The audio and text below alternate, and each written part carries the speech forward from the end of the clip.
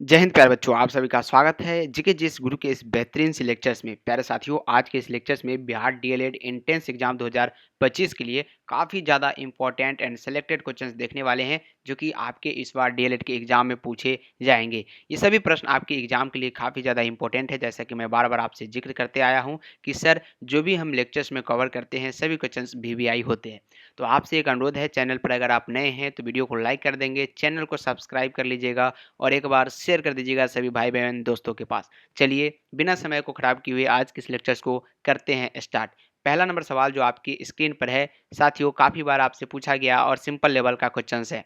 कार्य का मात्रक पूछा जा रहा है, यानी वर्क का क्या मात्रक होता है, ये आपसे पूछा जा रहा है। काफ़ी इंपॉर्टेंट एंड सिलेक्टेड क्वेश्चन है। क्या जूल होता है, न्यूटन होता है क्या, या वाट होता है, डाइन होता है? क्वेश्चंस के हिसाब से अगर आंसर देखने का प्रयास करेंगे तो कार्य का जो मात्रक होता है साथियों, वो जूल होता है। क्या होता है? जूल होता है, जो कि ऑप्शंस नंबर ए में नजर आ रहे हैं और बिल्कुल करेक्ट आंसर होगा ऑप्शंस नंबर ए। चलते हैं दूसरा नंबर सवाल की ओर, जो कि काफ़ी ज़्यादा इंपॉर्टेंट है एंड काफ़ी बार आपसे पूछा भी गया है। मैं बार बार जिक्र करता हूँ, जो भी प्रश्न पीवाईक्यू में ज़्यादा बार पूछा गया है उसी प्रश्न को मैं लाने का प्रयास करता हूँ, ताकि वो प्रश्न आपसे पूछे जाए तो फिर आप उसका आंसर ना बता पाए, ऐसा बिल्कुल भी ना हो और क्वेश्चंस का डायरेक्ट आंसर दे के आप लोग आए। प्रकाश वर्ष जो है किसकी इकाई है, ऐसा भी सवाल आपसे बनता है कि सर, प्रकाश वर्ष किसकी इकाई है? दूरी की है क्या, समय की है, प्रकाश की है या धारा की है? चार ऑप्शंस आपके स्क्रीन के सामने है। उम्मीद है कि सभी का आंसर बिल्कुल राइट आएगा। और प्रकाश वर्ष जो है किसकी इकाई है साथियों, ये दूरी की इकाई है। Options number A correct answer होगा, दूरी की। याद रखेंगे क्या होगा, ऑप्शंस नंबर ए बिल्कुल करेक्ट आंसर होगा। बल का एसआई यूनिट क्या है, ऐसा आपसे सवाल पूछा जा रहा है कि सर, बल का जो है एसआई यूनिट बता दीजिए। केल्विन है, न्यूटन है, पास्कल है या वोल्ट है? तो बल का आपको एसआई यूनिट बताना है फटाफट से। आप लोगों का आंसर कमेंट बॉक्स में आना चाहिए। बल का एसआई मात्रक क्या होता है? तो बिल्कुल न्यूटन होता है, जैसा कि ऑप्शंस नंबर यहाँ पे बी में नजर आ रहे हैं। न्यूटन बिल्कुल करेक्ट आंसर है, याद रखिएगा। अगला क्वेश्चन है कि सर, एक खगोलीय इकाई संबंधित है। एक खगोलीय इकाई जो है ये किससे संबंधित है? सूर्य एवं पृथ्वी के बीच की दूरी से है, या चंद्रमा एवं पृथ्वी के बीच की दूरी से है? सूर्य एवं चंद्रमा के बीच की दूरी से है, या उपयुक्त में से कोई नहीं? अगर क्वेश्चंस के हिसाब से देखिए तो एक खगोलीय इकाई जो होता है ये संबंधित होता है तो किससे होता है, याद रखिएगा, सूर्य एवं पृथ्वी के बीच की दूरी से होता है। ऑप्शंस नंबर यहाँ पे ए बिल्कुल करेक्ट आंसर होगा। अगला क्वेश्चन है 5 नंबर की। सर, पारसेक पारसेक जो है ये इकाई है किसकी? पारसेक जो है ये किसकी इकाई है, बताना है। दूरी की है, समय की है, प्रकाश की चमक की है, या चुंबकीय बल की है? तो पारसेक जो है ये किसकी इकाई है, आप लोगों को बताना है। इसका राइट आंसर क्या आ जाएगा? जी हाँ, सभी बच्चों का आंसर जो है कमेंट बॉक्स में आना चाहिए। और डीएलएड एंट्रेंस एग्जाम के लिए काफ़ी ज़्यादा ये इंपॉर्टेंट क्वेश्चंस आपके लिए होने वाला है। तो पारसेक जो होता है ये दूरी का इकाई होता है। Options number A correct answer होगा, याद रखेंगे। क्या होगा, ऑप्शंस नंबर ए बिल्कुल करेक्ट होगा। 6 नंबर क्वेश्चन है कि सर, ल्यूमेन जो है किसका मात्रक है? ल्यूमेन ये किसका मात्रक है? ज्योति तीव्रता का है, ज्योति फ्लक्स का है, या उपयुक्त दोनों का है, इनमें से कोई नहीं? तो ल्यूमेन जो होता है प्यारे बच्चों, ये किसका मात्रक होता है? तो ये ज्योति फ्लक्स का होता है, याद रखिएगा। किसका होता है? ज्योति फ्लक्स का। ऑप्शन नंबर बी बिल्कुल 100% श्योर एंड करेक्ट आंसर है। आप इसे जरूर याद रखेंगे, ये एमबीबीआई प्रश्न है आपके लिए।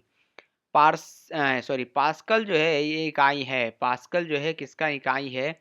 आर्द्रता की है, दाब की है, वर्षा की है, तापमान की है? तो पास्कल जो है इकाई है किसका? ये क्वेश्चन नंबर 7 का जवाब जो है आप सभी का कमेंट बॉक्स में आ जाना चाहिए फटाफट से। पास्कल इकाई है साथियों, ये जो है दाब की है। Option number B correct answer होगा, दाब की। नेक्स्ट क्वेश्चन है कि कैंडेला मात्रक है। कैंडेला जो है ये किसका मात्रक है, बताना है। कैंडेला किसका मात्रक है? ज्योति फ्लक्स का, ज्योति प्रभाव का, ज्योति दाब का, या ज्योति तीव्रता का? चार ऑप्शंस आपके सामने भिन्न भिन्न प्रकार के नजर आ रहे हैं और भिन्न भिन्न प्रकार के जो ऑप्शंस है इसी में से एक ऑप्शन ऐसा होगा जो इस क्वेश्चन का राइट आंसर होगा। कैंडेला जो है ये मात्रक है। तो 8 नंबर सवाल का जवाब ऑप्शंस नंबर ज्योति तीव्रता आ रहा है और बिल्कुल आप सभी का राइट ऑप्शंस नंबर डी होगा। ऑप्शंस नंबर डी बिल्कुल करेक्ट आंसर होगा। चलिए, ऊर्जा का एसआई इकाई क्या होता है, इसका जवाब बता दीजिएगा। एनर्जी का एसआई इकाई क्या होता है? जूल होता है, न्यूटन, हर्ट्ज या पास्कल? उम्मीद है कि ये क्वेश्चन पहले भी आ चुका है और इसका जवाब आप 100% श्योर है कि बिल्कुल करेक्ट बताएंगे तो 100% जो है इसका आंसर आप बताने का प्रयास करेंगे कि क्या इसका आंसर आएगा। ऊर्जा का एसआई मात्रक क्या होता है सर? तो ये जूल होता है। पहले भी ये क्वेश्चन हमने कर लिया है।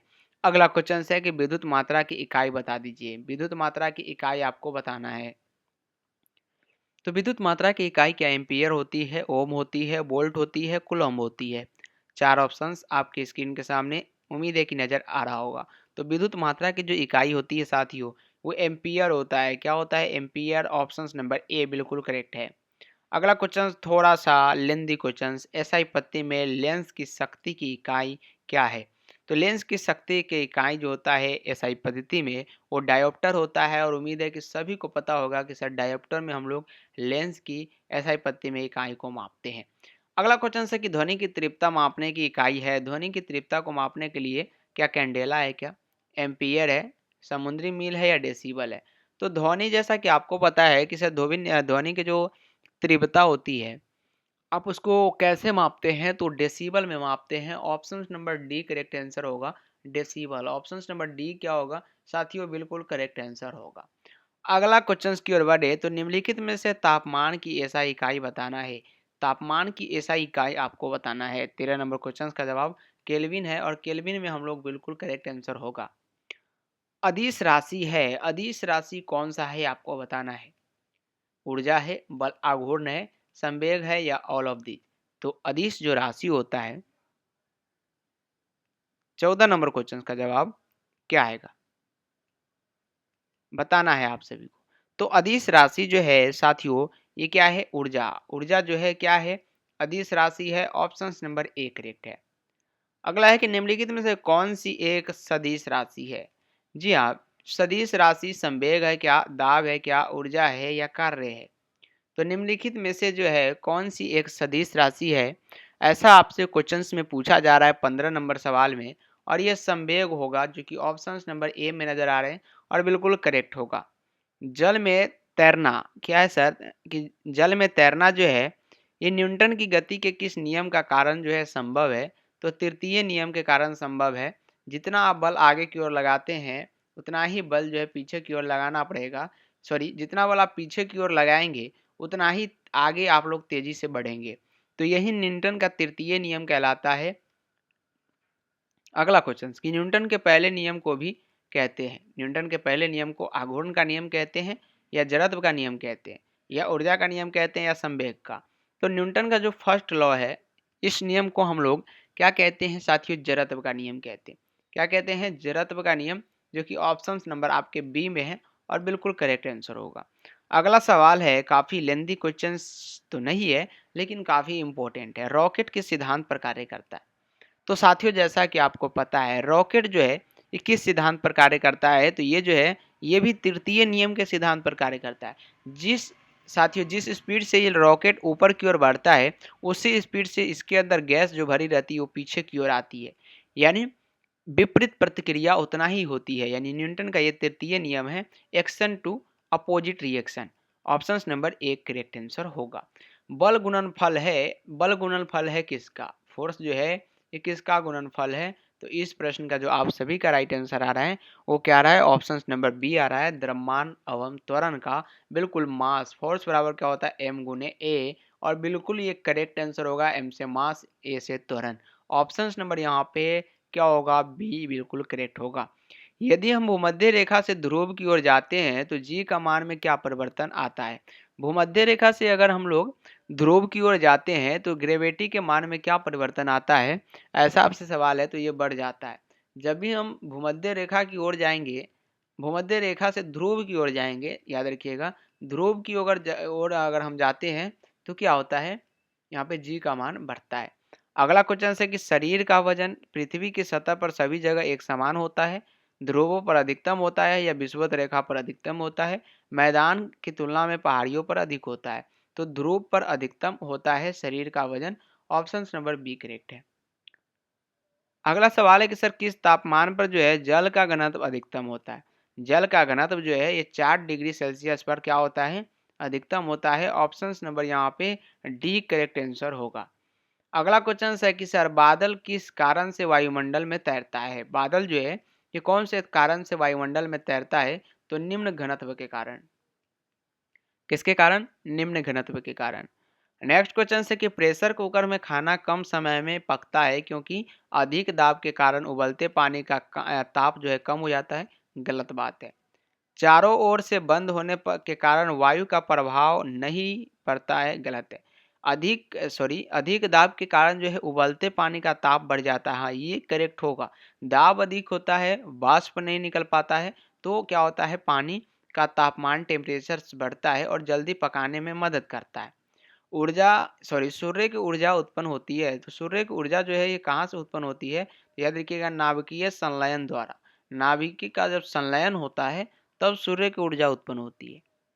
डायनेमो परिवर्तित करता है। डायनेमो जो होता है ये यांत्रिक ऊर्जा जो होता है, यांत्रिक ऊर्जा को इलेक्ट्रिक यानी विद्युत ऊर्जा में परिवर्तन का कार्य करता है। याद रखेंगे, ऑप्शन में कुल मिला के बी जो होगा करेक्ट होगा। निम्नलिखित में से किसमें गतिज ऊर्जा नहीं है? तो गतिज ऊर्जा चली हुई गोली में नहीं है, या चलता हथौड़ा, बहता हुआ पानी, या खींचा हुआ धनुष। 27 नंबर सवाल का जवाब आप सभी के आना चाहिए कमेंट बॉक्स में। तो खींचा हुआ धनुष बिल्कुल करेक्ट है, option number D. Washing machine का कार्य सिद्धांत बताना है। तो ये जो है अपकेंद्रन जो है वॉशिंग मशीन का क्या होता है? कार्य सिद्धांत होता है। लैंप के बत्ती से तेल किसके कारण ऊपर उठता है? तो लैंप के बत्ती में जो है तेल जो होते हैं ये किसके कारण ऊपर उठता है? तो कोशिकीय घटना के कारण ऊपर उठता है। ऑप्शन नंबर बी करेक्ट है। और ये सभी प्रश्न आपके डीएलएड एग्जाम के लिए काफी ज्यादा इंपॉर्टेंट है। अंतरिक्ष यात्री अंतरिक्ष में सीधे खड़े नहीं रह सकते क्योंकि गुरुत्व नहीं होता है। वहां पे क्या नहीं होता है? गुरुत्व नहीं होता है। ऑप्शन नंबर ए राइट होगा। श्यानता की इकाई बताना है। तो पॉइज जो होता है ये श्यानता की इकाई होता है। उत्प्लावकता से संबंधित वैज्ञानिक कौन है? तो सर आर्किमिडीज है। Option number A correct answer होगा। पानी में लोहे की सुई डूब जाती है, ठीक है, लेकिन जहाज तैरता रहता है, ये किस सिद्धांत पर आधारित है? तो यहाँ पे आर्किमिडीज का सिद्धांत जो होता है उस पर आधारित है। गुरुत्वाकर्षण के सार्वभौमिक नियम का प्रतिपादन जो है ये न्यूटन बाबा ने किया था। ऑप्शन नंबर ए करेक्ट है। जब दूध को प्रबल ढंग से मथा जाता है तो उसमें से क्रीम किस कारण से अलग हो जाता है? तो अपकेंद्रन बल के कारण अलग हो जाता है। अगला क्वेश्चन है कि सर कपूर के छोटे छोटे टुकड़े जल की सतह पर क्यों तैरते हैं? तो पृष्ठीय तनाव के कारण तैरते हैं। ऑप्शन नंबर ए करेक्ट है। किसी वस्तु का प्रतिबिंब मनुष्य की आंख में कहाँ बनता है? तो रेटिना पर बनता है। ऑप्शन नंबर यहाँ पे डी करेक्ट है, रेटिना। इंद्रधनुष किस कारण से बनता है? तो ये अपवर्तन एवं परावर्तन के कारण। इंद्रधनुष में किस रंग का विक्षेपण अधिक होता है? तो बैंगनी का अधिक होता है। अगला क्वेश्चन है सूर्य द्वारा उत्सर्जित प्रकाश का रंग कैसा होता है? तो सफेद होता है। तो आज के इस लेक्चर्स में हम लोग 40 क्वेश्चंस को सॉल्व किए जो कि आपके डीएलएड एग्जाम के लिए काफी ज्यादा इंपॉर्टेंट था।